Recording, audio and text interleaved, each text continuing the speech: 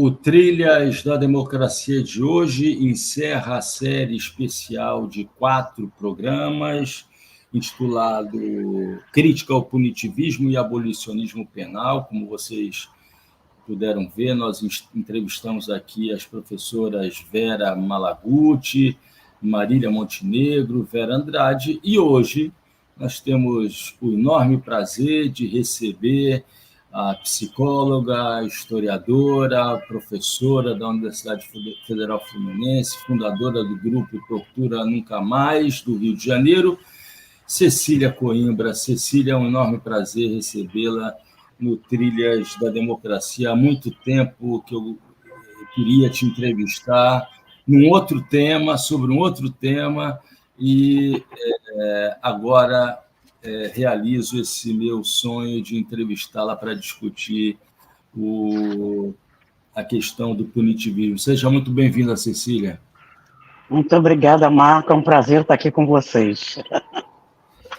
Cecília, você sofreu na pele o braço direito, como costumava dizer o Pierre Bourdieu, né? O braço direito do Estado, o braço da violência estatal durante a ditadura militar, tendo sido presa, torturada.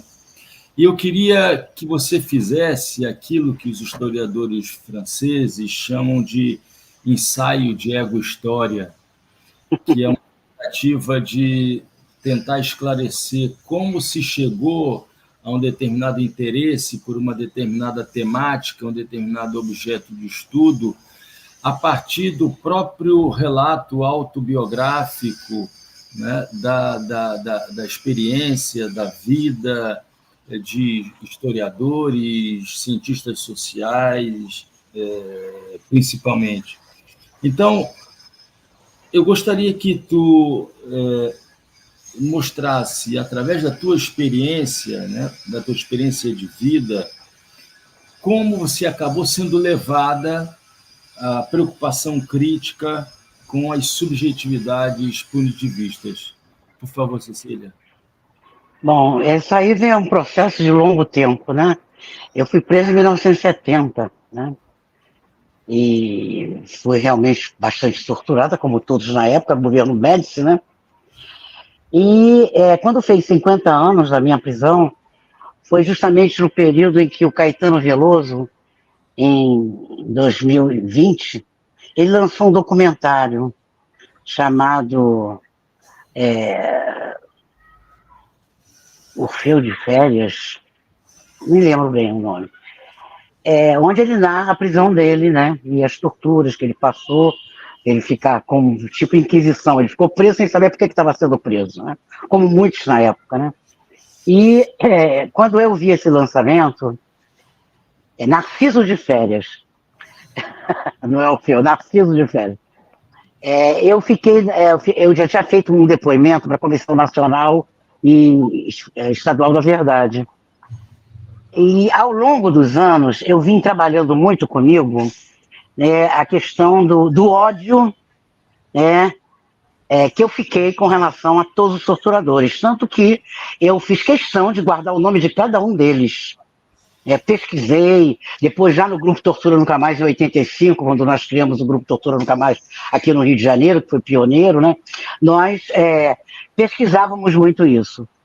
E aí, quando ele narra, o Caetano, nessa live dele, nesse documentário, ele narra uma coisa que aconteceu comigo e que eu nunca tinha comentado com ninguém, que era um soldadinho, os soldados eram treinados, né? Eles eram torturados, como o BOP hoje né? Já há alguns anos, são torturados para que possam combater o inimigo, né? Então, são soldados que estão prestando serviço militar, que vêm de Santa Catarina, Paraná, e são treinados contra os terroristas, contra, né, os perigosos, contra os bandidos, como continuam até hoje. E um desses soldadinhos, ele conseguiu abrir as grades para o Caetano dar um abraço na Dedé, que era a primeira companheira dele, a primeira mulher dele. Isso aconteceu comigo no DOI-CODE, né? No meio daquele inferno, daquelas torturas. Uma madrugada, um cabo, né, um cabo do Exército, que conversava muito conosco, abriu a minha cela, e eu com Dulce Pandolfo, que é a companheira que estava comigo à época, ela foi ver o marido dela e eu fui ver meu companheiro, meu marido também à época, que estavam presos. Né, ele estava se expondo. E aí, quando eu ouvi isso do Caetano narrando, que o cara logo depois foi preso, né, esse soldadinho, ele se emociona muito. Eu digo, gente, eu falei para as pessoas que estavam comigo, eu nunca escrevi nada sobre isso, eu só escrevi sobre o horror. Então é importante a gente escrever sobre as linhas de fuga que estão lá, também na prisão, né? As linhas da vida, né? A potência da vida que está lá também. E aí eu lembrei de vários outros lances, né? E aí eu resolvi escrever esse livro em plena pandemia, né? É um livro pequenininho que saiu pela N-1, que é uma editora de São Paulo, do Peter Paul Pelbat, e eu fiz o lançamento dele online. Eu não fiz, até hoje não fiz presencial. Fiz online, chama-se Fragmentos de Memórias Malditas, Invenção de Cid Mundos, onde justamente eu vou narrar essa questão de como eu, como uma ex-presa, uma militante, né, que queria esclarecer e que quer ainda esclarecer as circunstâncias de todas aquelas mortes, desaparecimentos e torturas, né, que até hoje continua debaixo do tapete, isso até hoje não foi revelado, os arquivos dos órgãos de repressão não foram sequer abertos, somente o arquivo do DOPS, assim mesmo mexido, que a gente pesquisou aqui no Rio, em São Paulo. E eu começo justamente nesse livro, que era um processo que já tinha... O meu contato, por exemplo, com Nilo Batista e Vera Malaguti foi fundamental, para que eu começasse a repensar o ódio, né, que me alimentava na minha própria militância. E aí eu lembro que eu falava muito parte de uma poesia do Carlos Drummond de Andrade, onde ele dizia: o ódio é o melhor de mim, pegando a questão do Estado Novo e tudo mais. E aí eu em determinados momentos eu comecei a ler coisas ligadas a abolicionismo penal e tive um contato muito grande, como continuo até hoje, que são meus grandes amigos Vera Malaguti e Batista e Nilo, né? O Nilo Batista, ele tem uma importância muito grande no Tortura Nunca Mais, o Nilo. Eu acho que é importante que você fale isso, porque o Nilo, quando era vice-governador aqui do estado do Rio de Janeiro, ele permitiu a nossa entrada no Instituto Médico Legal. E foi ali que a gente descobriu, com o apoio do Nilo, uma vala clandestina no cemitério de periferia aqui do Rio, de Ricardo de Albuquerque, onde a gente encontrou 14 militantes enterrados como indigentes. Então, Cecília, o livro foi muito importante para todos nós. Cecília, e esse encontro, então, com Nilo Batista e Vera Malaguti se deram, na verdade, na época em que ele ocupava a vice-governadoria, o governador era Leonel Brizola, e foi por intermédio dele que você teve acesso e se chegou até essa vala, ou seja, o encontro se deu por uma circunstância, digamos, política, ativista, isso. Nunca Mais, e desse encontro surgiu a tua preocupação com as questões da criminologia crítica, do abolicionismo penal, do punitivismo. Interessante isso, né? Isso mesmo. E aí eu começo a ir muito no Instituto Carioca de Criminologia, começo a ler muitos livros que eles estão lançando, que eles tinham uma revista periódica chamada Discursos Sediciosos, que a Vera até citou aqui na fala dela, né? E tínhamos reuniões em alguns fins de semana, vinha o pessoal de São Paulo, do grupo do Edson Passetti, pessoas muito interessantes que a gente vai trocando, né? E isso vai me fortalecendo, no sentido de dizer, não, eu não quero mais o ódio para me fortalecer. Né? Uma coisa que eu já na prisão, eu já sentia isso, era uma coisa que era um sentir, né? Era um sentimento meu. Eu lembro que a gente teve um momento que a gente estava muitas mulheres presas, né? Devia ter umas 8 ou 10, que era uma cela grande, que eles chamavam de Maracanã, e a gente estava discutindo muito naquele momento, e dizendo, e aí algumas diziam, não tem que fazer justiçamento desses caras, não tem que fazer o que eles fazem conosco. Aí eu lembro que na época eu falei, gente, a gente não pode fazer a mesma coisa que eles fazem conosco, nós não somos iguais a ele. Se nós formos iguais, seremos tão fascistas quanto eles. Né? E isso já era um sentimento que já germinava aqui, né? E que o encontro com o Nilo fortaleceu imensamente. E aí foi que eu comecei dessa coisa do ódio, passar para uma coisa mais ativa e não ressentida. Sair do ressentimento, né? Sair de uma coisa que é apenas você ressentir aquilo e querer criar outra coisa. Né? Eu acho que a minha militância no Tortura Nunca Mais tem sido isso. Né? De, inclusive, colocar a questão dos desaparecimentos políticos, mortes políticas, presos políticos, tudo é político. Inclusive as pessoas de periferia que hoje estão sendo presas. São políticas, é uma prisão política, a prisão do Estado. Né? Então, os desaparecimentos de hoje, que crescem assustadoramente, são desaparecimentos políticos, sem dúvida. Né? Então, isso tem sido assim, um debate muito profícuo, muito rico, conosco e com outros grupos de direitos humanos aqui, do Brasil e da América Latina. Isso foi levado pela companheira Vitória Grabós para uma reunião agora da Federação de Familiares Latino-Americanos, para pensar essa questão do preso político, do desaparecido político. É muito interessante isso, Cecília. Há pouco tempo eu tive o prazer de conhecer pessoalmente Igor Mendes, que foi aquele jovem que foi preso, foi o único preso, né? Quer dizer, não o único preso, né? Mas aquele que foi preso em função dos protestos de 2013, cujo advogado dele foi, inclusive, salvo engano, o próprio Nilo Batista, né? E ele teve que ficar, eu acho que ele ficou 4 meses preso. Preso, isso. Isso porque havia uma ordem judicial em que ele era proibido de participar de qualquer manifestação e ele foi preso em função dele num ato cultural, né? E ele fazia exatamente essa ressalva, né, dessa distinção existente entre preso político e a massa carcerária que existe hoje, que não seria formada por presos políticos, mas sim por presos sociais, etc. Presos comuns, como chama, preso comum, né? Comum, na verdade, todos e nós são...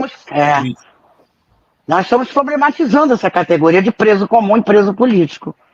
É uma problematização nossa do grupo, né? Que eu acho que está sendo muito rica essa discussão. E trazê-la aqui eu acho que é importante, dentro dessa questão da subjetividade punitivista, né? Que cada vez é mais forte entre nós, né? Mas, Cecília, eu gostaria de fazer uma pergunta, quer dizer, pelo que você afirma, né, quer dizer, o sentimento de ódio em relação ao torturador, né, aos carcereiros, né, ela foi se dissolvendo, né? Ela foi... Num determinado momento, você acaba de dizer, você disse, olha, se a gente defender isso, a gente vai estar se igualando a esses fascistas. A pergunta que eu faço durante os 4 anos do governo Bolsonaro, antes do discurso do Bolsonaro, no momento da votação da admissibilidade do impeachment da presidenta Dilma Rousseff, o triste discurso do Bolsonaro, até o término do governo Bolsonaro, como é que você lidou com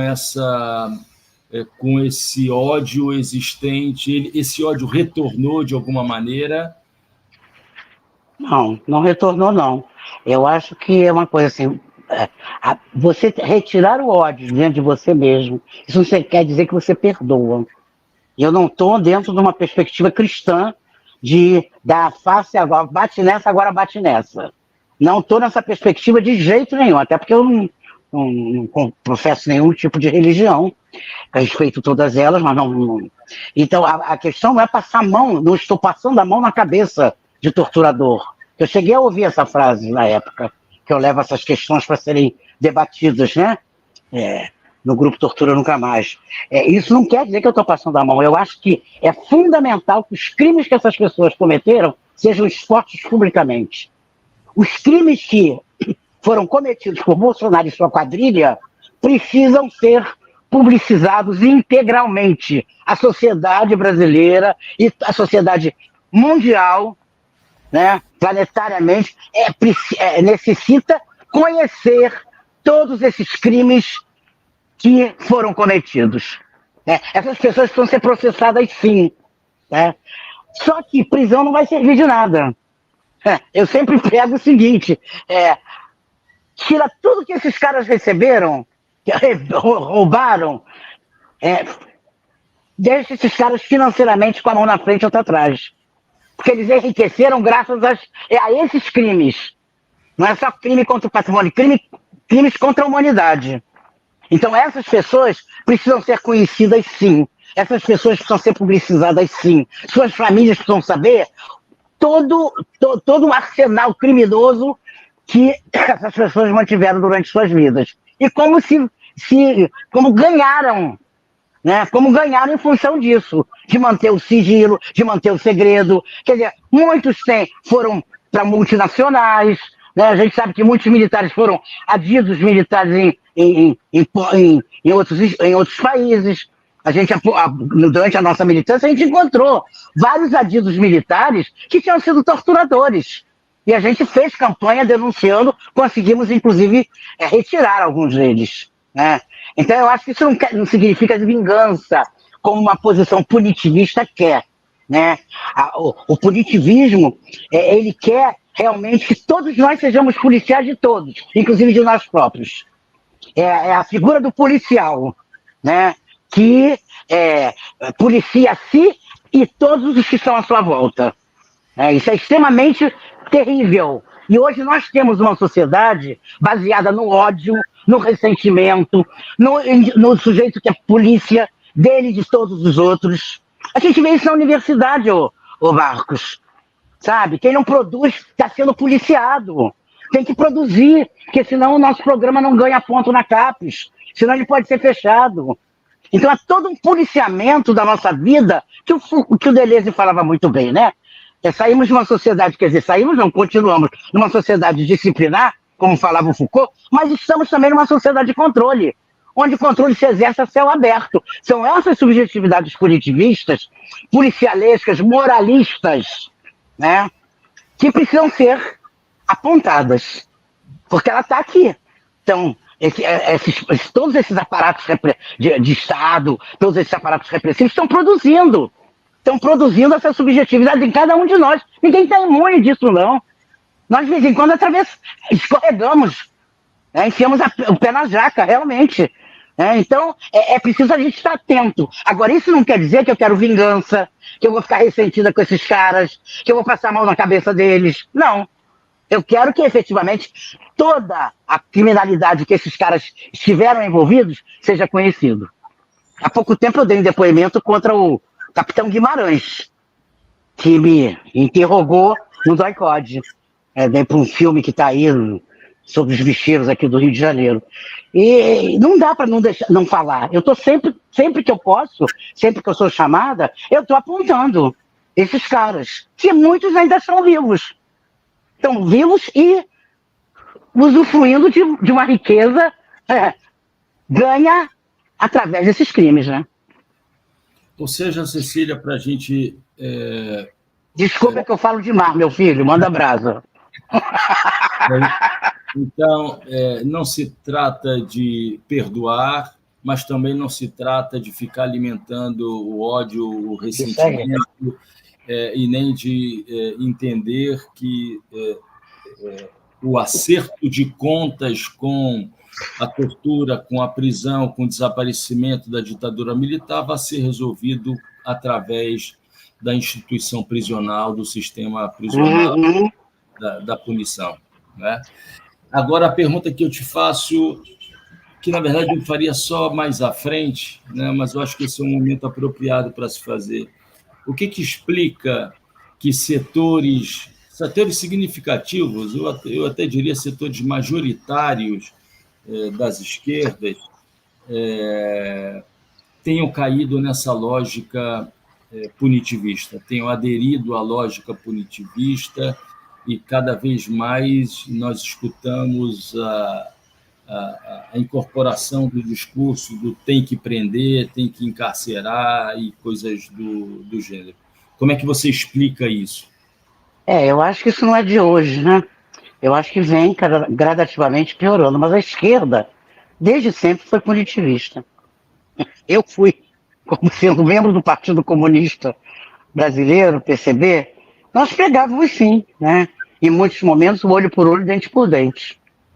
Somente durante o pessoal da luta armada, que eu apoiei, eu não participei dela, mas apoiei, acabei sendo presa por esse apoio que eu prestava aos companheiros que estavam clandestinos. A minha casa era uma casa onde muita gente de várias organizações se guardavam, né? E nós guardávamos, porque não estávamos clandestinos, eu e meu companheiro à época. A questão da punição se colocava como natural. Era uma coisa natural para todos nós, né? Tanto que uma coisa que me chamou a atenção foi essa. Quando da minha prisão, as pessoas dizendo, eu digo, não. Aí foi uma coisa que eu digo, gente, a gente não pode pensar igual, senão somos tão fascistas quanto eles. Então isso foi uma coisa que foi aos poucos, né? E a esquerda, ela se tornou, assim, ela é punitivista, mas o auge, eu acho que dessa visão punitivista, subjetividade punitivista das esquerdas no Brasil, vem com o impeachment da Dilma, com o Temer e com o Bolsonaro. Né? Ali, mais do que nunca, você via, inclusive, eu lembro de uma cena que eu acho lamentável, né? Que eu vi ali os olhos de companheiros que nem posso chamar de companheiros, de pessoas fascistas. Não é que o fascismo não esteja em nós, cada um de nós tem, sim, forças fascistas nos atravessando, porque elas estão aí na sociedade. Quando eu falo subjetividade, eu estou colocando isso. É uma produção, de um certo modo, de estar no mundo. Né? A subjetividade punitivista, ela nos atravessa o tempo todo. E nenhum de nós está imune a isso. Ninguém é puro, né? E está imune a isso. Todos nós estamos. Só que, quando eu digo, o meu encontro com o Nilo e com a Vera foi fundamental no sentido de problematizar coisas que eram naturalizadas e continuam sendo naturalizadas pela esquerda. Né? É olho por olho, dente por dente. A cena que eu vi durante a coisa do Bolsonaro, uma daquelas coisas horrorosas que ele... Eu lembro que o Caco Barcelos, que é um repórter maravilhoso, eu tenho um conhecimento pessoal com o Caco Barcelos, uma pessoa assim que nos ajudou muito, inclusive, também lá em São Paulo, a descobrir a vala clandestina lá de Perus, né? E ele foi praticamente, ele andando na rua, o pessoal do PT cercou ele e de outras organizações, de outros partidos, sei lá, e é uma coisa assim, quase bateram nele, porque ele era repórter da Globo. Então, cara, você generaliza tudo, bota tudo no mesmo pacote. E o olhar das pessoas me impressionaram profundamente. Era um olhar de ódio, sabe? Então, nesse momento que a gente está tendo uma guerra, sabe, onde esse ódio é cada vez mais fortalecido, né? Você fica chamando toda qualquer resistência de terrorista, que é uma coisa extremamente perigosa. Terrorismo, hoje, nessa semana passada, Cláudio Castro, aqui, o governador bolsonarista do Rio de Janeiro, né, colocou que essas pessoas, os crimes dos milicianos, ia ser colocado como terrorismo. Então, o uso dessa palavra é extremamente perigoso, porque ela representa a punição, né? A punição em seu grau máximo. Porque o terrorista, quem é o terrorista? É aquele que tem que ser exterminado, ou então preso.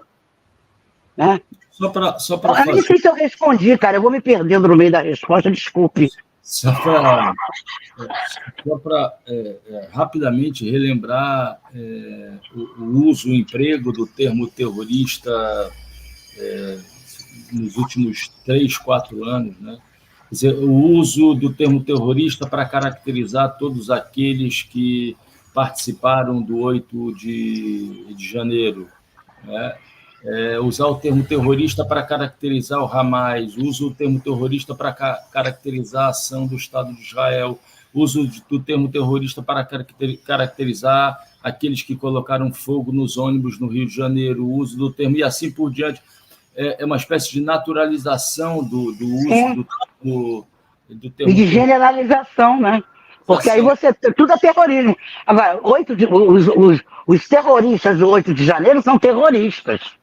O Estado de Israel é terrorista. Eu acho que aí tem que dar nomes também, que aí é muito fácil para a direita generalizar isso. Mas Cecília, muito fácil. Quando você usa de maneira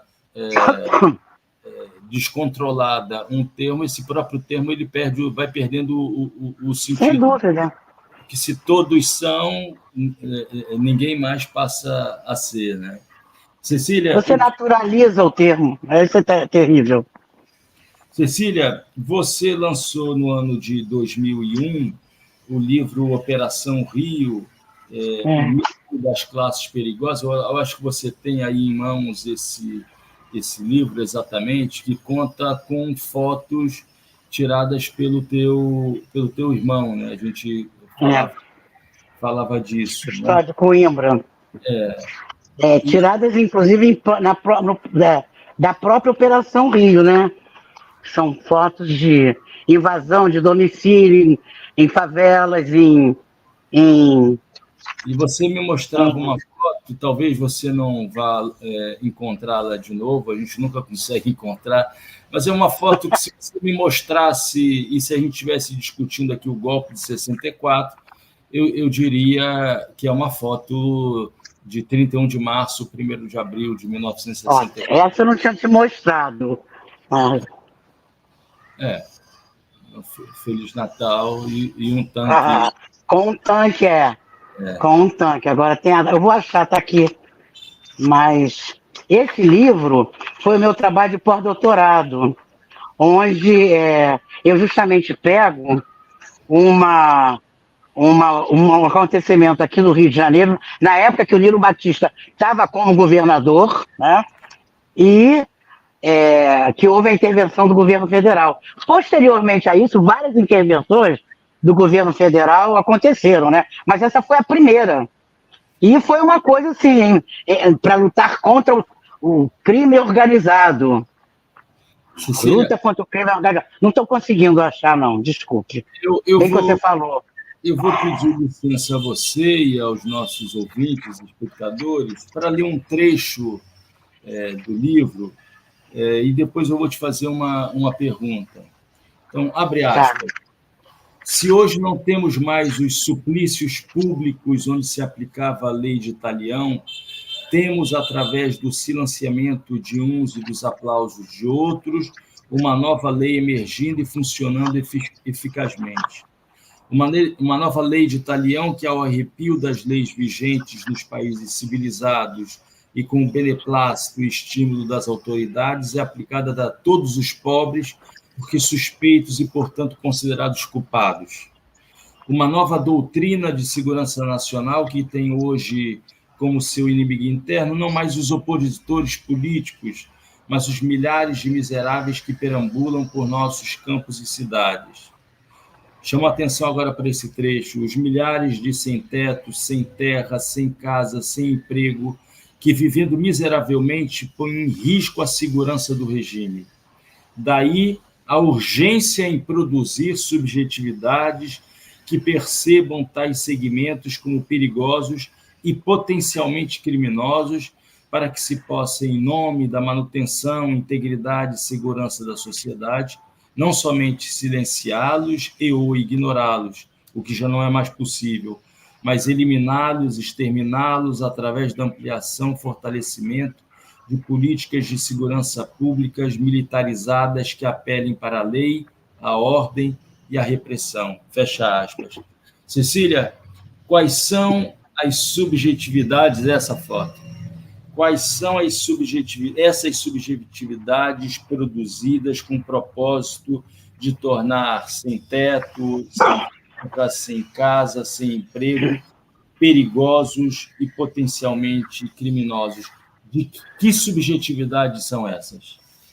São as mesmas produzidas durante a ditadura, eficazmente, né? Durante a ditadura empresarial militar no Brasil. E que continuam vigindo, né? Nos dias de hoje, que são subjetividades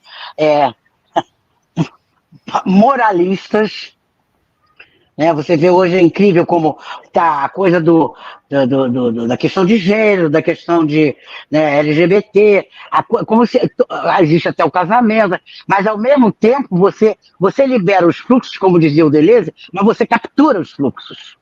Você vai capturando e moralizando. Nós temos hoje uma sociedade muito mais moralista, né, do que a que eu vivi em 64. Muito mais moralista.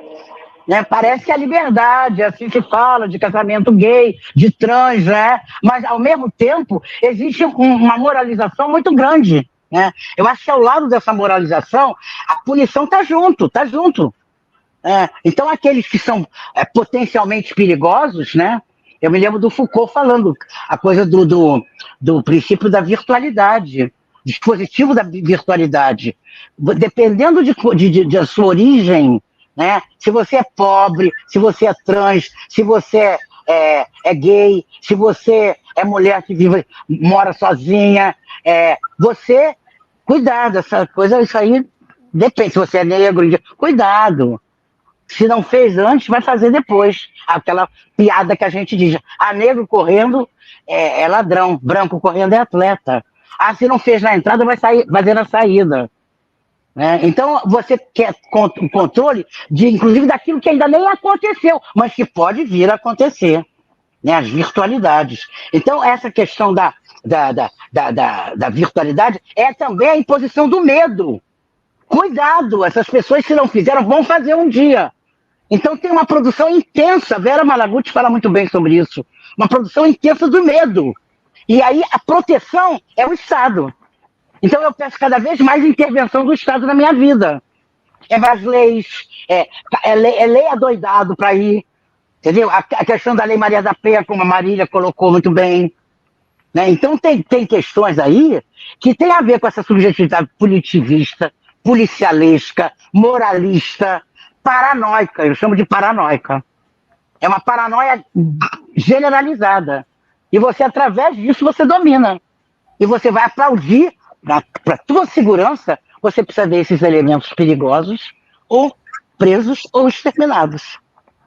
Eu acho que essa é a grande questão. A gente tem que estar atento para isso, porque isso acaba se naturalizando e a gente embarca, né, todas essas subjetividades que estão aí.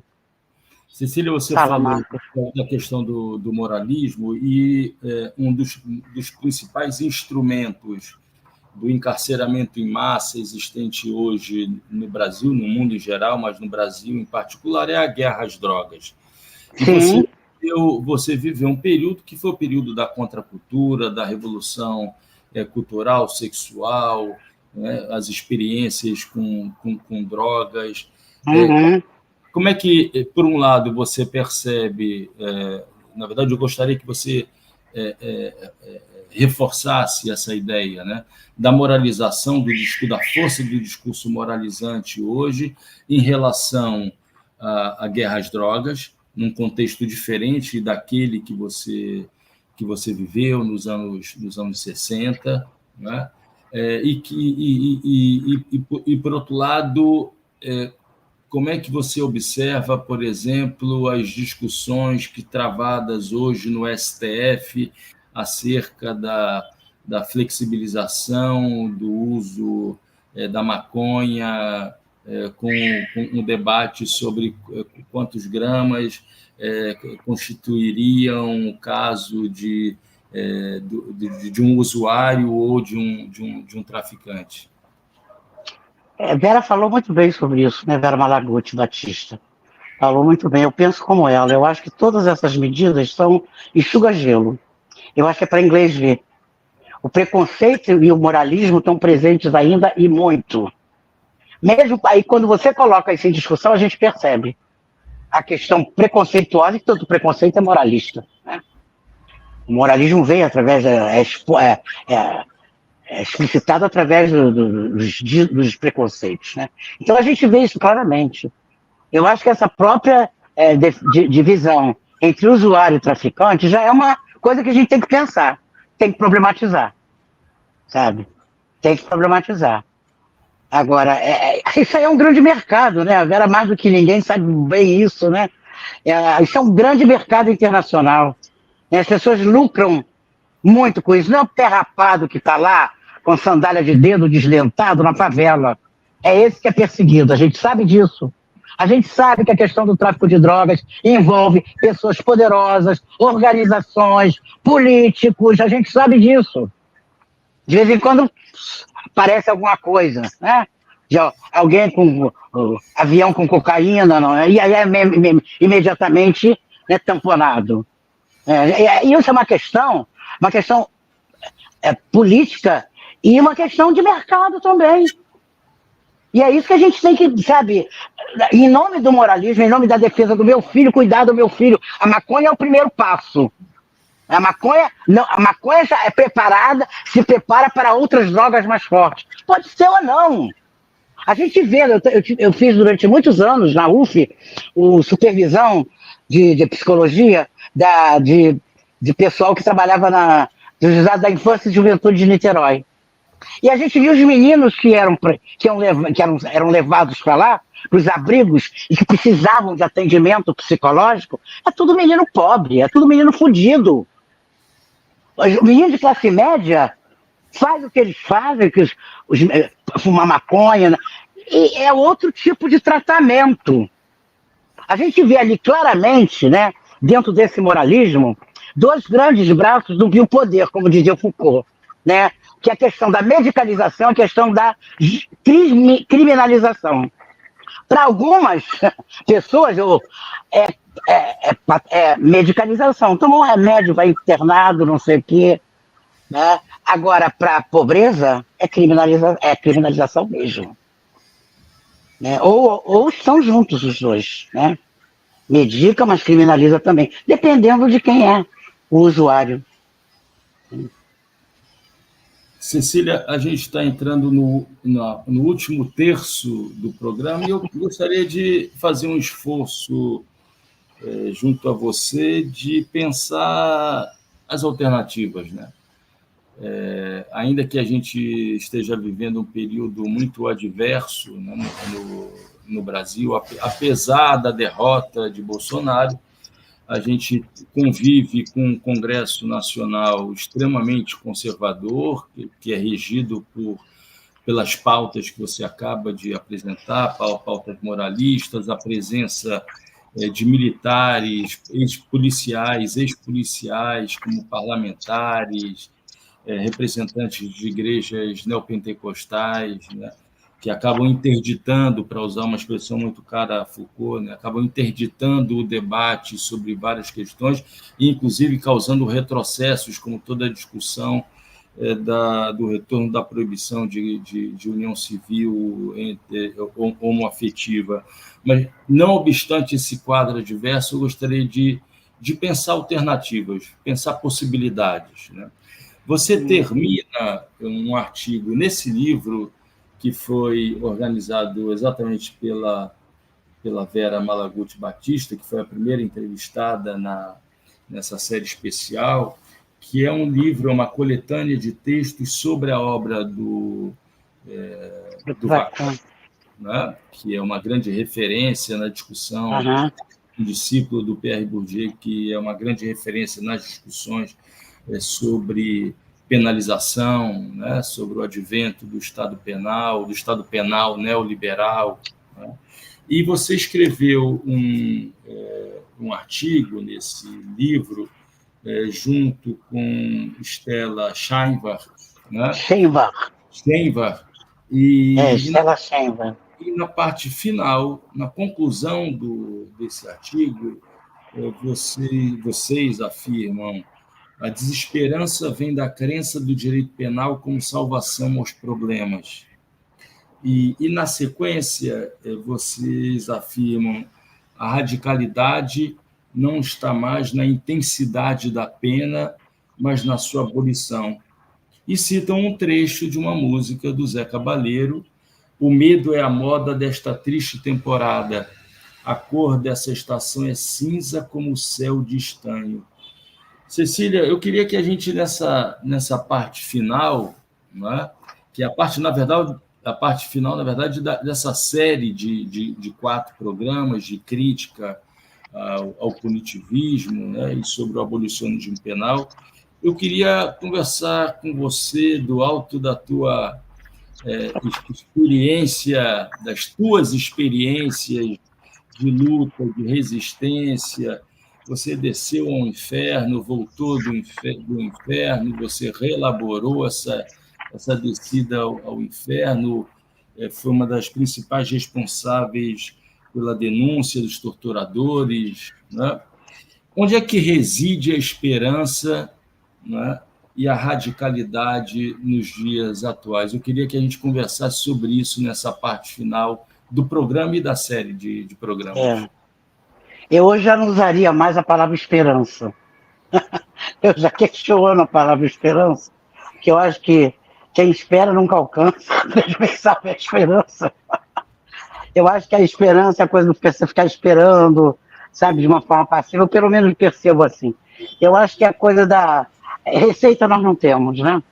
Eu acho que no pequenininho, é assim, programas como o seu, trabalhos como o seu, livros editados pela pessoal do Instituto Carioca de Criminologia, por exemplo, e muitos outros, pela N-1, que eu chamo o Peter Palpelbart da editora da Guerrilha, Guerrilha Editorial. Isso, para mim, é resistência. Eu acho que hoje, e a produção de novos caminhos, porque resistir não é só ficar, né, resistindo ao que está aí, é tentar também criar novas possibilidades, novos modos de estar nesse mundo, novas subjetividades, que é como o Guattari chamaria, subjetividades singulares, né, que não é cópia de nada, é criação. A arte, ela tem um... Por que a arte é tão perigosa? Por que ela foi tão perseguida, obviamente junto com todas as outras áreas, por esses governos de extrema-direita fascistas? Porque ela é perigosa, a arte é perigosa, né? Então, a coisa da criação é fundamental, né? Você não ficar repetindo o que já está posto. Quando a gente pensa, quando pergunta, e aí, não tem que ter prisão? Vai ter o quê? Eu digo, não sei. Vamos começar a inventar. Não sei. Não tem receita. Tem que experimentar. Tem que ir para a prática, para a experiência e tentar inventar caminhos outros, né? Caminhos outros que não tem um só. Não tem uma linha única, um caminho certo. Tem muitas bifurcações, como diria o Manuel de Barros, o nosso poeta pontaneiro, né? Tem muitas bifurcações por aí. E aí eu queria, já que a gente está num horário já em cima do lance, eu queria pegar um trecho do Peter Palpelbart, né? Eu coloco assim.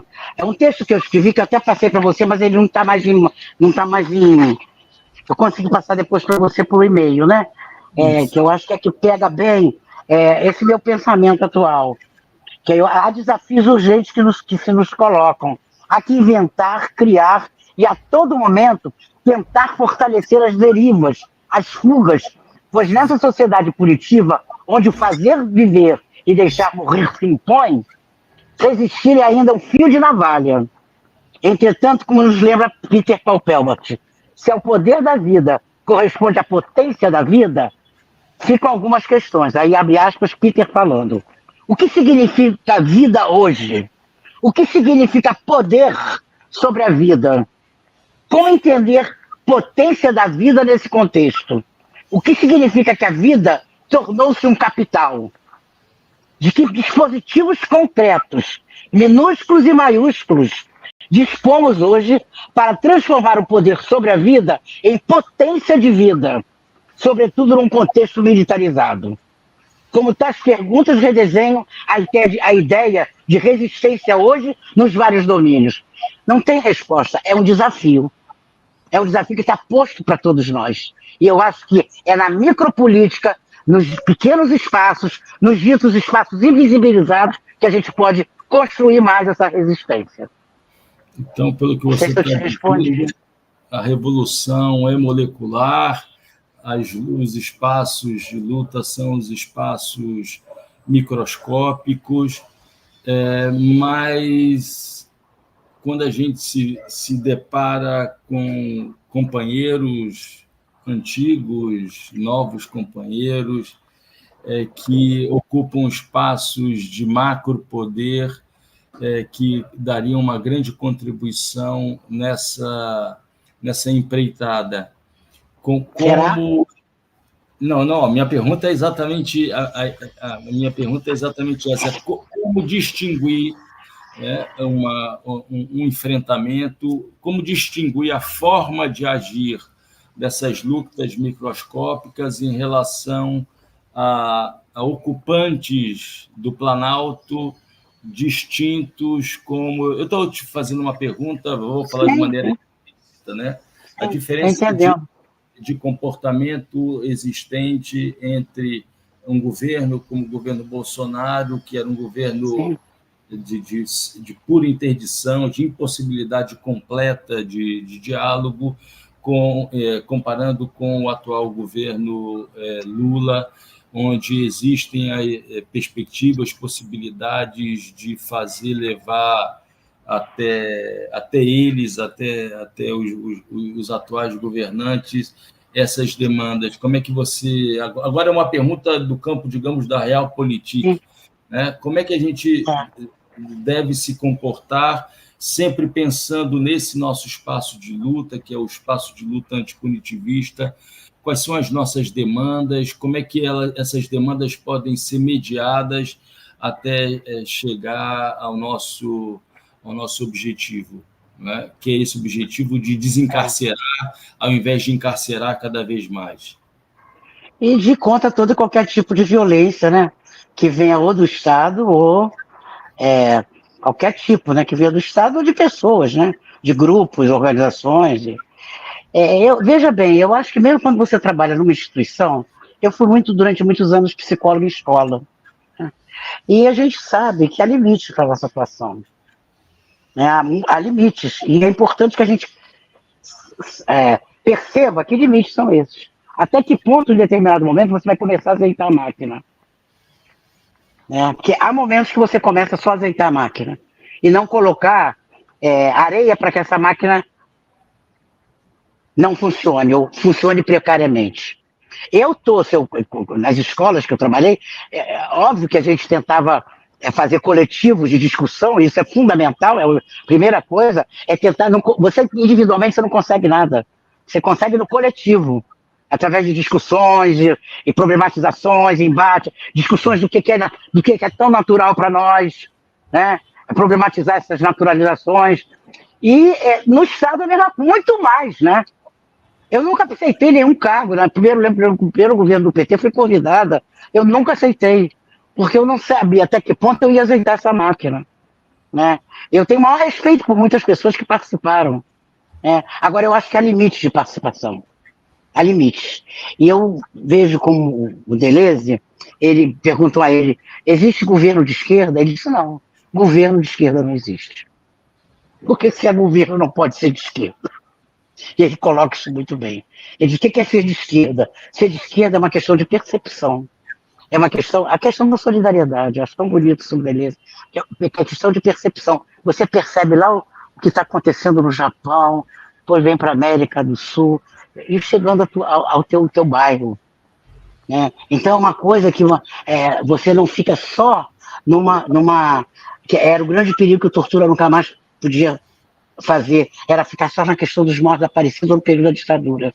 Que a gente estende isso para os dias de hoje. Isso não está lá, não, está aqui também. Está aqui também, acontecendo nesse momento. A tortura nesse país, a gente sabe que, nesse momento, alguém está sendo torturado na cidade do Rio de Janeiro, por exemplo, né? Então, eu acho que a participação no governo, eu acho que é limitada. E a gente tem que ter clareza disso. Óbvio que o governo fascista de Bolsonaro não se compara com o governo de Lula, embora esse governo seja de frente ampla. E de frente ampla não sejamos ingênuos, né? As forças que estão compondo esse governo. Não pode ser como o primeiro governo ou o segundo governo do Lula, até porque o contexto é diferente também. Mas tem entraves, tem limites.